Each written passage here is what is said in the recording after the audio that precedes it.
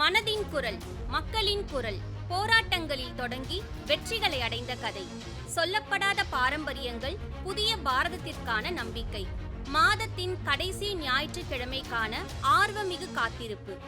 Malaya மலை முதல் விந்தியம் வரை, பிரம்மபுத்திரா பள்ளத்தாக்கு முதல் பறந்து விரிந்த இமயம் வரை, பிரதம மந்திரியுடன் மனதின் குரல்.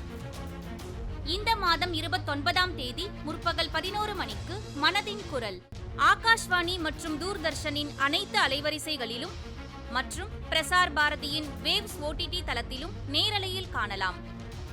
பிரதமரின் உரைக்கு பின் உடனடியாக பிராந்திய மொழியில் மனதின் குரல் மொழிபெயர்ப்பை நீங்கள் கேட்கலாம் மற்றும் இதன் தமிழாக்கத்தின் மறு ஒலிபரப்பு இரவு 8 மணிக்கு இடம்பெறும்.